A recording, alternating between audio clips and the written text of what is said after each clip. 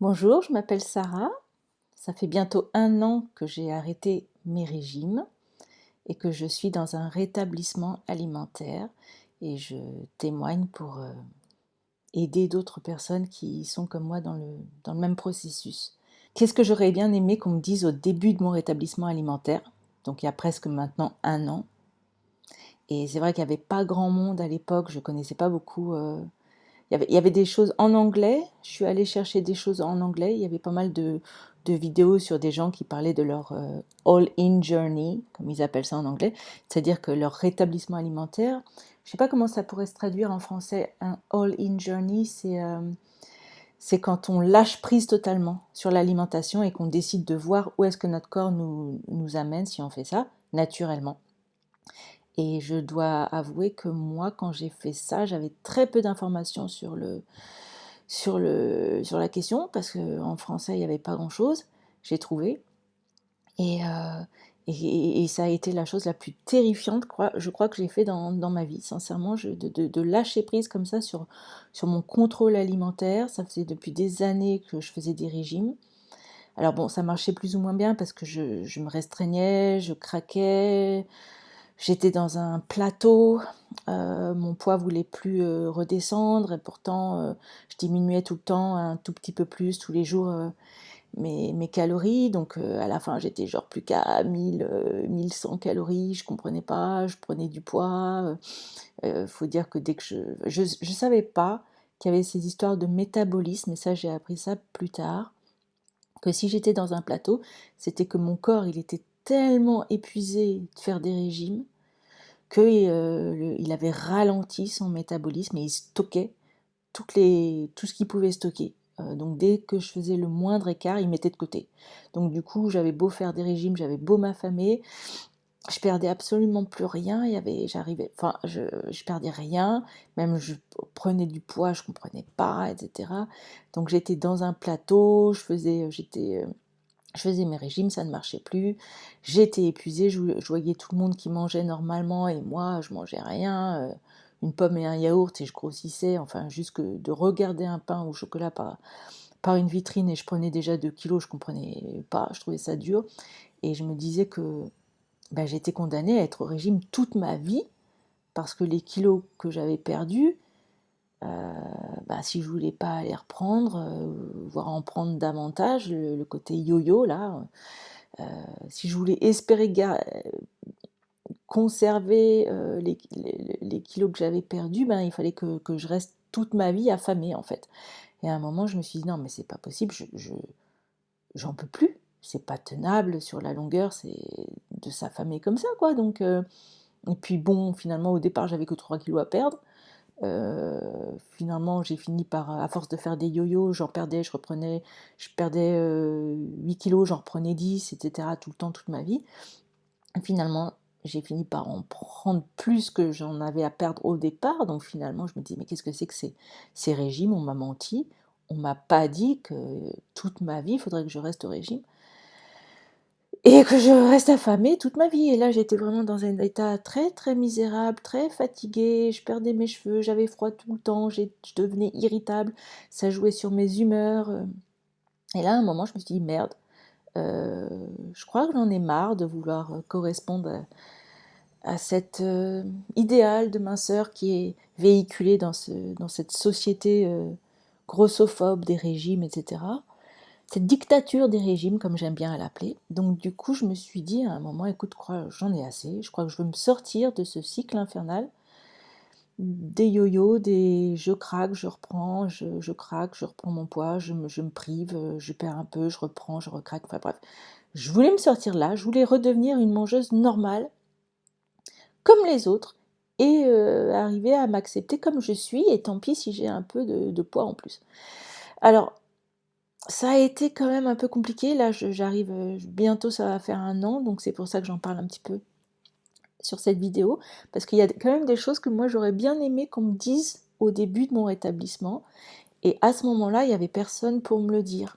Après, j'ai trouvé un merveilleux coach qui est arrivé un petit peu plus tard et qui m'a expliqué les choses, et heureusement j'ai pu voir pas mal de vidéos en anglais, qui m'ont expliqué aussi certaines choses et tout ça, mais j'ai découvert ça au fur et à mesure de l'année qui s'est écoulée. Donc j'aurais aimé qu'on me dise tout de suite certaines choses d'entrée de jeu, que je sois au courant. Donc c'est pour ça que je suis là pour les dire, si ça peut aider quelqu'un. Donc j'aurais bien aimé qu'on me dise déjà que j'allais passer par un processus de faim extrême. Si on m'avait dit que j'allais avoir une faim mais extrême, mais vous ne pouvez pas vous imaginer la faim qu'on a quand on lâche un régime, quand on arrête de se priver, ben là on a une faim mais énorme, mais j'aurais jamais imaginé manger comme ça. Et c'est vrai que ça m'a fait très peur parce que je me suis dit, oh, mais qu'est-ce que c'est que ce truc La première fois, ça m'a fait super peur, j'ai fait complètement machine arrière, je me dis, bon non, non, mais on reprend mon régime, on annule tout, c'est pas possible et tout ça. Et puis, finalement, j'ai recommencé, j'ai été reprise par cette faim énorme, extrême, j'ai mangé tout ce qu'il y avait dans ma cuisine, enfin, c'était vraiment impressionnant. J'avais l'impression d'un animal, d'une bête qui se réveillait et qui avait faim, etc. Et ça me faisait peur un peu, donc cette pulsion un petit peu sauvage d'un goût là qui disait à manger, à manger. Donc j'avais décidé de donner à manger à cet animal qui était moi-même, autant qu'il voulait, jusqu'à satiété. Sauf que j'avais pas de satiété à ce moment-là parce que euh, je crois que mes hormones de leptine ou gréline, je ne sais plus lesquelles, étaient complètement, enfin ça j'ai appris plus tard, euh, étaient complètement au plus bas pour que je mange, parce que mon corps devait se dire, ah ben voilà, il y a à manger, alors vite, vite, on lui envoie une faim énorme pour qu'il nous, pour qu'elle nous donne beaucoup, beaucoup, beaucoup, beaucoup à manger.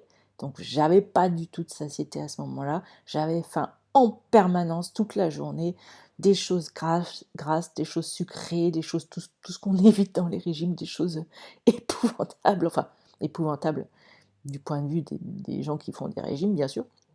Et sauf que c'était ce qu'il y avait de mieux pour moi à ce moment-là, parce que c'était pas des aliments épouvantables, c'était exactement ce dont mon corps avait besoin, le pauvre, parce qu'il était dénutri depuis des années. Donc c'était pas des aliments épouvantables, c'était les meilleurs aliments possibles à ce moment-là, c'est-à-dire les aliments les plus gras, les plus sucrés, etc. Et donc j'ai été prise de cette faim extrême pendant, je dirais, je sais pas, 2 semaines vraiment très très impressionnantes. Enfin après ça change selon les individus. Chez moi ça a duré 2 semaines épouvantables où j'ai mangé toute la journée. Et j'ai cru que j'étais boulimique. Je me suis dit, ça y est, je deviens boulimique, c'est une crise de boulimie, c'est des crises de boulimie, c'est terrible, etc. Or non, c'était pas du tout de la boulimie, c'était juste que mon corps, il se rattrapait, il était tellement affamé que ben il se rattrapait. C'est comme si on se retenait de respirer pendant un certain nombre de minutes et de secondes, et puis d'un seul coup, on récupère, on respire, et là, évidemment, on récupère énormément d'air d'un coup, jusqu'à ce que la respiration, elle se calme, sauf que dans l'alimentation, ça prend un peu plus de temps, c'est-à-dire que ça n'a pas été en quelques secondes, ça a été en quelques semaines, quelques mois, et même maintenant, le processus n'est pas encore terminé. Donc j'aurais aimé qu'on me parle de cette faim extrême, qu'on me dise que c'était normal, qu'il fallait pas que je m'affole et que ça allait passer, que ça allait durer un certain temps, mais que ça allait passer, qu'il fallait que je fasse confiance dans le processus. Ça, j'aurais vraiment aimé qu'on me le dise parce que je ne savais pas dans quoi je me lançais. Je me disais, mais qu'est-ce qui se passe? On va voir maintenant. On va voir ce qui va se passer. Je me suis lancée dans un vide en sachant pas ce qui allait se passer, tu vois. Vous voyez, donc du coup, j'aurais aimé qu'on me dise non, non, ça va être énorme, ça va être impressionnant, ça va durer, ça va te sembler durer très longtemps, mais ça va vraiment passer.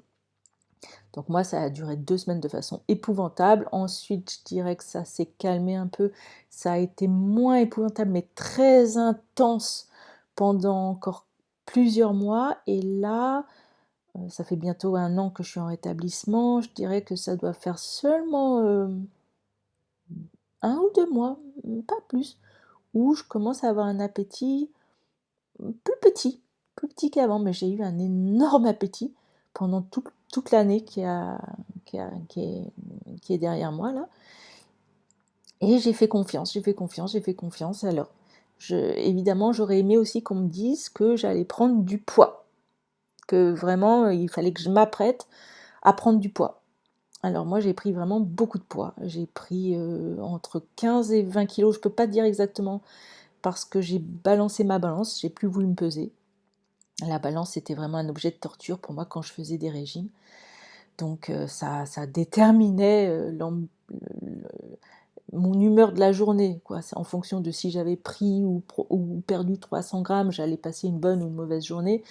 Donc du coup, je me suis dit, non mais c'est épouvantable cette balance, j'en veux plus dans ma vie, je m'en fous. Je me fous de savoir combien je pèse. Donc du coup, je crois avoir pris, je dirais à peu près, parce que j'ai été pesée une fois chez un médecin, donc j'ai pu à peu près faire l'estimation du poids que j'avais pris, donc je dirais entre 15 et 20 kilos.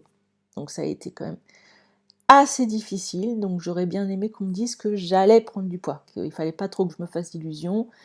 J'espérais beaucoup ne pas prendre de poids. J'ai vu, il y a des gens qui prennent pas beaucoup de poids, ça arrive. Mais je crois que dans l'ensemble, on prend quand même pas mal, on prend du poids, hein, donc il ne faut pas se leurrer, on ne va pas faire ça sans prendre de poids. J'aurais préparé des vêtements, j'aurais acheté des pantalons avec taille élastique par exemple, ou des choses, j'aurais prévu des choses un peu, des robes larges sans taille, des choses comme ça, parce que je me suis retrouvée complètement à court de vêtements, donc il a fallu vite que je refasse ma garde-robe, et là j'étais vraiment pas du tout prête à ça, donc du coup, j'aurais bien aimé qu'on me le dise un peu à l'avance que j'allais prendre du poids, parce que je me serais acheté quelques vêtements pas chers, on peut trouver des vêtements vraiment pas chers maintenant, mais au moins j'aurais pas eu cet inconfort d'essayer de rentrer, continuer à rentrer dans des vêtements trop serrés, parce que là je peux vous dire qu'on se sent vraiment grosse quand on n'arrive plus à rentrer dans des anciens vêtements, et que tout est serré, qu'on n'arrive pas à fermer notre taille et tout ça, là on se sent très mal, on se sent énorme, et on a une très mauvaise estime de nous. À un moment je me suis dit, mais c'est pas moi qui suis trop grosse, c'est mes vêtements qui sont trop petits pour moi. Voilà, donc c'est pas moi qui suis trop grosse en fait. Donc je suis comme je suis, voilà. Je, on- il faut passer par cette acceptation de nous-mêmes, et ça c'est une grande étape dans le rétablissement. À un moment ça m'est arrivé, mais du jour au lendemain, c'est-à-dire que je me suis dit, je m'aime comme je suis. Je sais pas comment vous expliquer, enfin ça sera l'objet d'une autre vidéo je pense, parce que c'est un peu plus long. Ça a été vraiment une révélation, à un moment je me suis dit, mais je suis comme je suis, je m'aime, j'en ai rien à foutre de pas rentrer dans un 36, etc. Les êtres humains, c'est ce qui fait mon humanité, mes défauts physiques, mes cheveux blancs, ma vieillesse, mes rides qui commencent, des taches sur le coin des yeux, etc. De plus avoir l'air si jeune, c'est ce qui fait, à la limite, je m'aime même encore mieux à cause de ces inconvénients ou de ces défauts, parce que ça fait que je suis un être humain. J'aurais aussi aimé qu'on me dise que j'allais rentrer dans un long processus, parce que moi, naïvement, au départ, je me suis dit ça va durer 2 semaines, 2 mois, et puis ça va rentrer dans l'ordre, et mon appétit va se calmer, et je vais perdre le poids, et ça va aller. Et en fait, c'était pas aussi rapide que ça. J'ai appris depuis que ça dure en moyenne 2 années plutôt. Donc moi j'ai pensé, si on voit la chaîne en anglais de Stephanie Buttermore, qui est une célébrité aux États-Unis, ça lui a pris 1 an à Stephanie Buttermore, à elle seulement, mais je crois que ça a été plutôt rapide en fait pour elle. En moyenne, j'ai cru comprendre que ça durait plutôt 2 ans. Donc il ne faut pas être pressé. Au bout d'1 an, c'est plutôt rare d'avoir reperdu tout notre poids, ça arrive à certaines personnes, mais souvent ça n'arrive pas. Moi, je pense pas avoir reperdu beaucoup de poids, j'ai peut-être un peu perdu de poids quand même, un peu. J'ai dû perdre, je sais pas, je dirais 2-3 kilos, peut-être plus, je m'en rends pas bien compte. J'ai l'impression d'être un peu moins serrée dans certains vêtements quand je vois certaines photos où j'en étais à mon 5e, 6e mois, je vois que j'ai l'impression que j'étais un peu plus grosse que maintenant, mais j'en suis pas sûre. Mais non, je suis quand même encore bien ronde, donc je prends mon mal en patience. J'espère que je vais reperdre. J'espère que je vais perdre, parce que normalement, en théorie, on repère. C'est-à-dire que on prend, énormément de poids, ou beaucoup pour certains, comme moi, on dépasse notre poids de forme, qui est un poids naturel, et ensuite, normalement, très très très très très très doucement, très lentement, on revient très tranquillement à notre poids naturel, à notre poids de forme. Donc si notre nature est d'être ronde, on sera plutôt rond. Si notre nature est plutôt d'être mince, ça dépend aussi de l'âge qu'on a, enfin, etc. Mais en général, on revient très lentement à notre poids de forme. Donc là, je ne sais pas si je suis bien au-dessus de mon poids de forme, ou si je vais redescendre encore, ou je sais pas, mais je crois que, en tout cas j'espère que normalement je devrais encore un peu reperdre. Il faut pas trop penser à la durée en fait, faut apprendre à vivre normalement en se disant je suis en train de me rétablir alimentairement, mais je reprends ma vie, je continue, je vis comme si j'étais pas dans ce rétablissement. On oublie, et puis peut-être éventuellement un jour qu'on va se dire ah tiens c'est génial, là il me semble on a vraiment perdu du poids, là c'est évident. Ce vêtement-là, la dernière fois je pouvais pas le fermer, là je peux le fermer, là j'ai l'impression que voilà. Mais ça, il faut que ça soit éventuellement comme ça à l'occasion une bonne surprise, mais il faut plus y penser. Faut pas avoir cette perte de poids comme objectif dans notre vie, parce que sinon on risque de souffrir beaucoup. Donc il faut vraiment lâcher avec cette idée de je vais reprendre du poids. Il faut vraiment arriver à se dire, même si je reste ronde ou comme je suis jusqu'à la fin de ma vie, c'est pas grave, je m'aime comme ça, voilà. Et ça, c'est assez difficile d'y arriver, mais on peut y arriver. En tout cas, moi j'ai l'impression de m'aimer beaucoup plus à maintenant, alors que je suis beaucoup plus grosse qu'avant, que quand j'étais plus mince et que je faisais des régimes où je me détestais de toute façon, je me trouvais de toute façon trop grosse, je ne m'aimais pas, c'était jamais assez bien. Donc de toute façon, donc c'est assez paradoxal, parce que maintenant que j'ai pris beaucoup de poids, ben finalement je m'aime mieux que quand j'étais plus mince, où je me détestais, je me trouvais toujours trop grosse, toujours affreuse. Ben maintenant je me dis, je suis peut-être plus ronde et tout, mais je me sens mieux. Je me sens infiniment mieux dans ma peau, j'ai l'impression d'avoir une meilleure santé, j'ai un meilleur sommeil, j'ai plus froid, j'ai l'impression d'avoir une meilleure humeur. J'ai l'impression que je commence à m'accepter comme ça, et on verra, peut-être que je perdrai plus, peut-être pas, peut-être que je suis déjà à mon poids de forme, j'en sais rien. Peut-être que mon poids de forme c'est plus bas et ça arrivera progressivement dans l'année ou dans les années à venir. Je sais pas, mais quoi qu'il en soit, je m'aime comme je suis, et voilà, ça c'est un parcours un peu compliqué, mais on y arrive, et sincèrement c'est une libération, hein. Je vous assure. Déjà là, moi pour rien au monde maintenant je reviendrai en arrière. Je retournerai pas dans cet état misérable dans lequel j'ai été quand je faisais des régimes. J'avais faim tout le temps, j'avais froid, j'étais déprimée, j'étais irritable, enfin vraiment, pour rien au monde je ne voudrais retourner à cette époque maintenant. Et puis je ne m'aimais pas, enfin j'avais beau être plus mince que maintenant, je me trouvais toujours pas jamais assez mince, jamais ça allait. Puis j'étais épuisée à faire des marches, du sport, enfin, j'en pouvais plus. Enfin bon, sincèrement, en vacances, les gens mangeaient, tout le monde, mes amis, mes copains, tout le monde mangeait ce qu'il voulait. Moi, j'étais obsédée par la nourriture, j'arrivais même pas à profiter des vacances, j'arrivais même pas à être avec eux. Je pensais qu'à manger, ou à me restreindre, ou je craquais, ou je m'en voulais d'avoir craqué, ou... Enfin bon, il n'y avait plus que la nourriture, la nourriture était devenue au centre de ma vie, je profitais même plus d'être avec mes amis. Enfin, sincèrement, non, je retournerai, enfin j'espère vraiment ne jamais retourner en arrière, quoi. Les régimes, pour moi, c'est vraiment fini, c'est un mensonge, c'est un état misérable, non, je suis très très contente d'en être sortie, et même si je dois être plus grosse pendant un certain temps, ou pour jusqu'à la fin de ma vie, tant pis. Je préfère m'aimer comme je suis, m'accepter comme je suis, mais que d'essayer de correspondre à un poids qui n'est pas le mien, qui n'est pas mon poids naturel. Et pourquoi? Pour faire plaisir à qui? À une société grossophobe, finalement? Non, j'ai plus envie de ça, quoi. Et ce que j'aurais bien aimé aussi qu'on me dise un petit peu au début de mon parcours de rétablissement, c'est que j'allais peut-être passer par au début des petits soucis de digestion et qu'il fallait pas que je m'inquiète. Parce que ça m'est arrivé, je me suis dit mais qu'est-ce qui m'arrive? J'ai des problèmes gastriques ou je sais pas, je suis allée voir le médecin.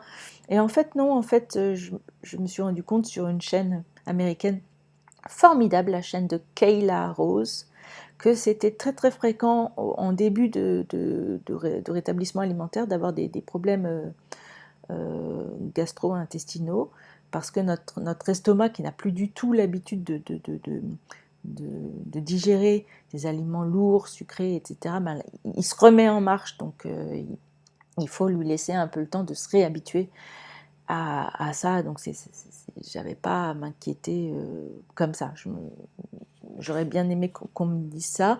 Et puis aussi, ce que j'aurais bien aimé qu'on me dise, c'est que j'allais passer, et c'est normal et fréquent, par des périodes d'extrême fatigue et des périodes aussi d'extrême vulnérabilité.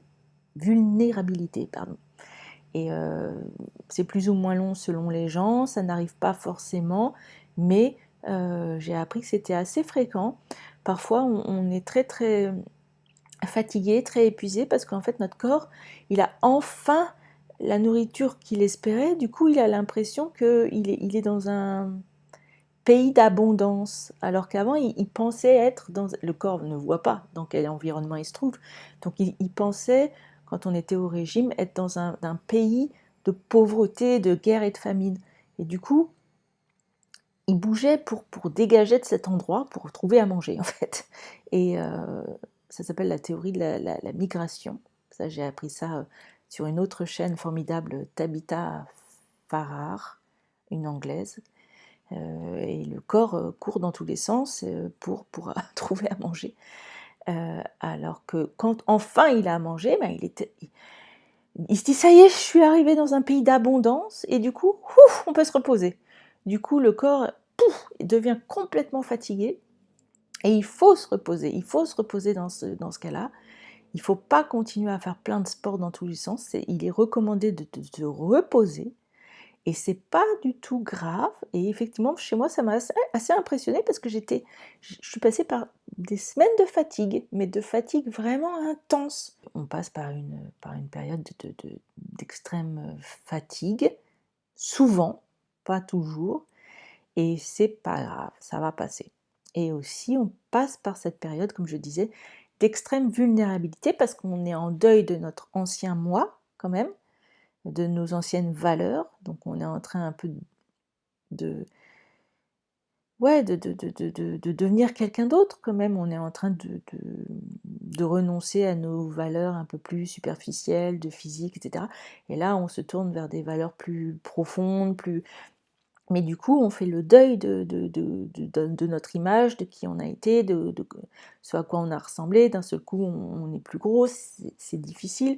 Donc on se prend ça un petit peu dans la figure, il faut s'accepter, c'est un processus long. Donc, et puis on a peur du regard des autres. Enfin, on se sent très très exposé, très vulnérable. Et je sais pas, il y a beaucoup d'émotions qui peuvent remonter, des choses douloureuses. Chez moi, ça a été le cas. J'avais des vieux deuils pas réglés qui ont beaucoup remonté à la surface. J'ai beaucoup pleuré, je comprenais pas pourquoi parfois, etc. On s'allège de vieux fardeaux qui étaient des fardeaux en fait de faux self, je sais pas comment dire, de... Et là, on va vers un parcours qui est beaucoup plus authentique. On devient une personne qui est plus authentique. On s'aime pour qui on est. On n'a plus envie de faire semblant ou d'essayer de ressembler à quelqu'un qu'on n'est pas.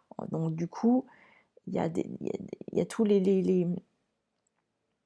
on devient quelqu'un de plus authentique. Donc du coup, tous les vieux trucs qu'on n'a pas réglés refont surface. Et on devient très émotif et ça sort, on pleure, etc. Mais c'est pour se décharger de faux trucs, de faux semblants. Et ensuite, on va devenir une personne beaucoup plus authentique. Et, euh, et donc tout ça, c'est super positif en fait. Mais ça, je ne l'avais pas compris sur le moment. Donc j'aurais bien aimé qu'on me dise, tu vas passer par une période de grande vulnérabilité et c'est ok, c'est normal, ça va passer. Voilà. Bon, ben, Je vous dis au revoir pour cette fois-ci, et puis on reviendra une autre fois pour une autre vidéo.